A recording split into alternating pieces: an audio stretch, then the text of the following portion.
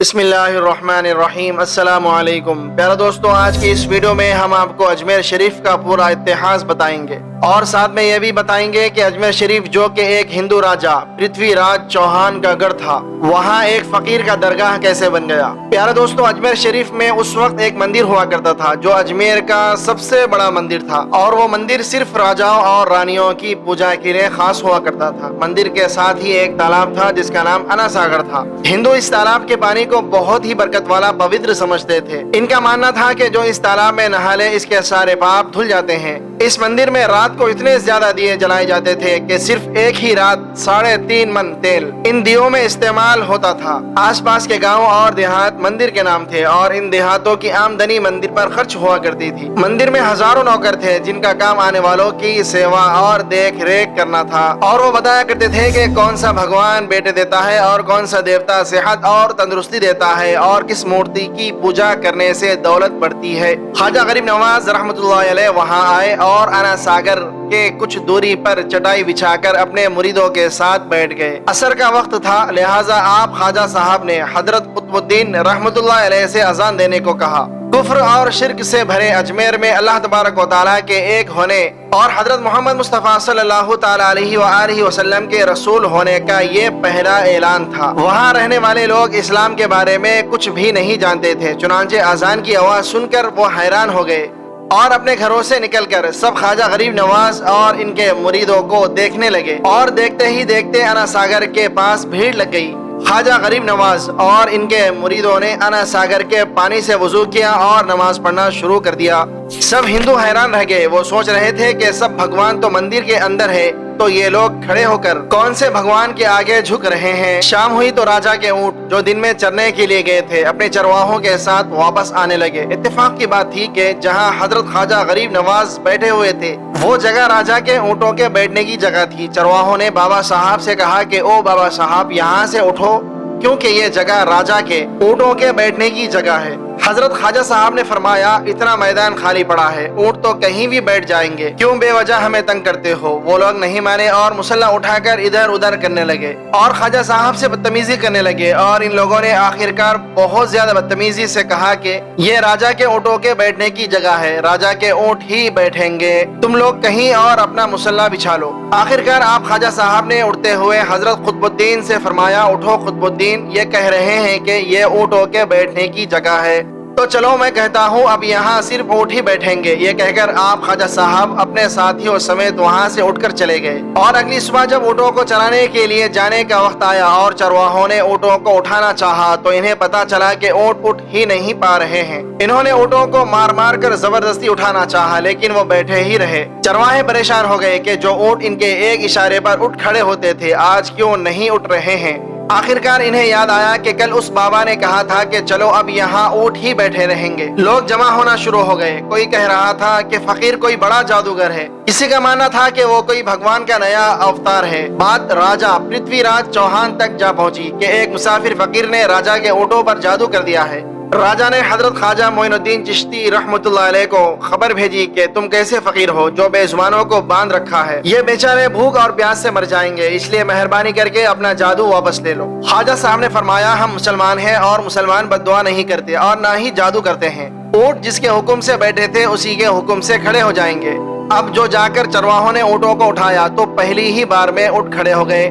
غیر مسلموں کی دلچسپی ان مسافروں میں بڑھنے لگی۔ اب 5 وقت کی اذان ہوتی اور نماز ادا کی جاتی۔ آخرکار راجا تک یہ بات پہنچ گئی اور اس کو شکایت کی گئی کہ راجا صاحب جو فقیر آئے ہوئے ہیں سب کے سب مسلمان ہیں، 5 وقت اذان دیتے ہیں، ہمارے پوتر تالاب کو ہاتھ منہ دھو کر گندا کرتے ہیں، ہمارے دھرم کے خلاف باتیں بھی کرتے ہیں اور کہتے ہیں کہ یہ مورتیاں پوجنے کے لائق نہیں ہے، یہ تو صرف ایک پتھر ہے، اس لیے انہیں یہاں سے اٹھا لیا جائے۔ راجا پرتھوی راج چوہان نے فقیروں کو خبر بھجوایا کہ تم لوگ گوشت کھاتے ہو، ہمارے دھرم کے خلاف بولتے ہو، اور تو اور ہمارے پوتر تالاب کو اپنے ہاتھ منہ دھو کر گندا کرتے ہو، جو ہم قطعی برداشت نہیں کر سکتے، اس لیے تمہارے لیے اچھا ہوگا کہ تم یہاں سے چلے جاؤ۔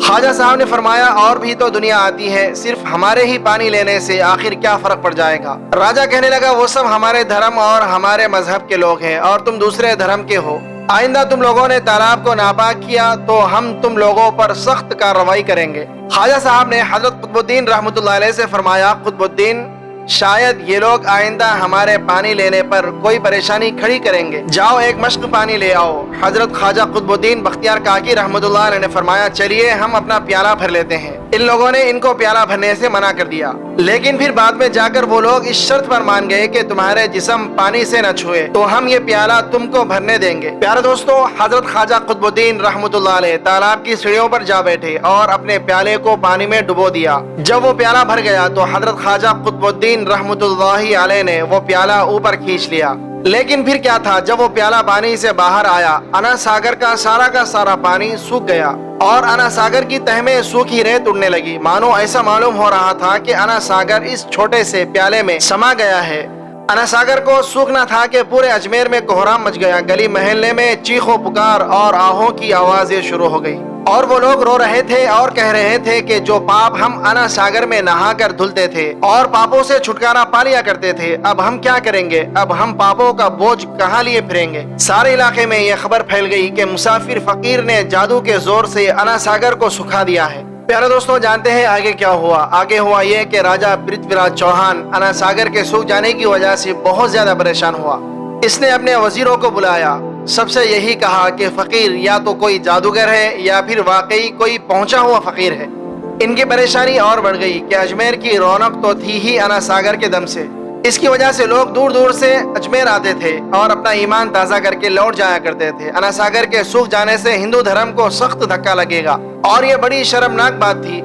آخرکار یہ کہا گیا کہ فقیر سے بات کی جائے کہ آخر وہ فقیر چاہتا کیا ہے، اگر وہ کوئی ایسی بات چاہتا ہے جو ہمیں پسند آئے تو پھر ہم اس کی بات کو مان لیتے ہیں اور اس سے معافی بھی مانگ لیتے ہیں۔ چنانچہ سب مرد، عورتیں اور بچے جا کر فقیر کی منت کرنے لگے کہ لوگوں کو اس پریشانی سے چھٹکارا دلائے اور ہم سب پر مہربانی کیجیے، ہم سب سے جو غلطی ہوئی ہے اسے معاف کر دیجیے۔ ہم اپنے پاپوں کا بوجھ لے کر کہاں جائیں گے اور کیسے سکون پائیں گے، کیونکہ ہم لوگ اسی تالاب میں اپنے پاپوں کا بوجھ دھو لیا کرتے تھے۔ یہ طریقہ زیادہ آسان تھا، لہٰذا تمام لوگ بابا صاحب رحمۃ اللہ علیہ کے پاس آئے اور بولے بابا تم بھی وضو کر لیا کرنا، لیکن بھگوان کے واسطے ہمارا انا ساگر ہمیں لوٹا دو۔ حضرت خواجہ غریب نواز رحمۃ اللہ علیہ نے حضرت قطب الدین بختیار کاکی رحمۃ اللہ علیہ سے فرمایا کہ جاؤ اس پیالے کو واپس تالاب میں ڈال کر آؤ۔ جیسے ہی وہ پیالہ تالاب میں ڈالا گیا، انا ساگر کے نیچے سارا پانی اچھل کر انا ساگر میں آ گیا۔ اس پانی نے کئی دلوں کو دھو ڈالا۔ ہندو قوم کے اتہاس کی کتابوں میں بھی ہندو اتہاس کے لکھنے والے اس بات کو مانتے ہیں کہ اس شام 32,000 غیر مسلم کلمہ پڑھ کر مسلمان ہو گئے تھے۔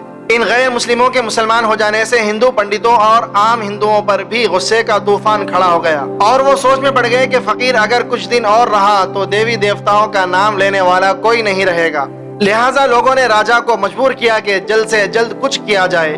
راجا نے مندر کے بڑے پنڈت رام دیو کو بلایا اور اسے بابا صاحب سے مقابلہ رکھ کر جلد سے جلد انہیں ہرانے اور اجمیر شریف سے باہر نکال دینے کا حکم دے دیا۔ رام دیو اپنے وقت کا مانا ہوا پنڈت تھا جس کے علم کی قابلیت کے دور دور تک دھوم مچی ہوئی تھی۔ دراصل پنڈت شیطانی اور جادوئی طاقتوں کا مالک تھا۔ اس نے راجہ پرتھوی راج چوہان کو یہ یقین دلایا کہ جلد ہی راجا کوئی اچھی خبر سنے گا۔ رام دیو بابا خواجہ صاحب رحمۃ اللہ علیہ کے پاس آیا اور الٹے سیدھے سوالات کرنے شروع کر دیے۔ حضرت خواجہ غریب نواز رحمۃ اللہ علیہ نے فرمایا خاموشی ضروری ہے۔ حضرت خواجہ رحمۃ اللہ علیہ خاموش رہے۔ جب رام دیو نے حد سے بڑھ کر شور مچانا شروع کر دیا تو حضرت خواجہ غریب نواز نے اس کی طرف آنکھ اٹھائی اور مسکرا کر فرمایا رام دیو تو شور مچا رہا ہے اور میں تیرے ماتھے پر ایمان کا نور چمکتا ہوا دیکھ رہا ہوں۔ بس اتنا کہنا تھا، نہ جانے کیا کرشمہ ہوا۔ دیکھتے ہی دیکھتے بابا رام دیو قدموں پر گرا اور روتے ہوئے بولا بابا صاحب جس دھرم کے تم ہو اس دھرم میں مجھے بھی شامل کر لو۔ سب لوگ جو مقابلہ دیکھنے آئے تھے سب حیران ہو گئے اور بابا رام دیو جو بابا کو ہرانے آیا تھا خود ہی مسلمان ہو گیا۔ اتہاس کی کتابیں بھری پڑی ہیں کہ حضرت خواجہ غریب نواز وہ اکلوتے بزرگ ہیں جنہوں نے 90 لاکھ غیر مسلموں کو مسلمان کیا۔ صدیاں بیت گئی لیکن آج بھی خواجہ غریب نواز رحمۃ اللہ علیہ کا ڈنکا ویسے ہی بج رہا ہے۔ سبحان اللہ۔